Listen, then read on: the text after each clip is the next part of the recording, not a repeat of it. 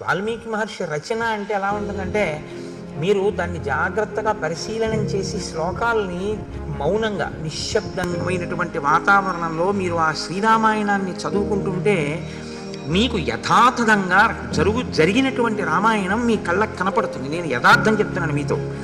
మీరు కొంచెం ప్రశాంతంగా కానీ చదవగలిగితే మీకు ఆ పాత్రలు కళ్ళ ముందు కనపడతాయి. కనపడడంలో ఏమవుతుందంటే, మీ ప్రమేయం లేకుండా ఒక్కొక్కసారి మీ కన్నుల వెంట నీరు కారిపోయి మీకు గ్రంథం కనపడదు.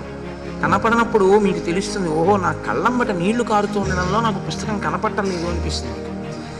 అంత ఉదాత్తంగా మీ కళ్ళ ముందు ఆ పాత్రలు కనపడేటట్టుగా అంతగా మీరు మమేకమైపోయి, మీరు ధ్యానం చేస్తే ఎలా ఏకీకృతం అయిపోతారో అలా శ్రీరామాయణ కావ్య పఠనమునందు మీకు ఆ పాత్రలు దృగ్గోచరమయ్యేటట్టుగా వాల్మీకి మహర్షి రచన చేశారు.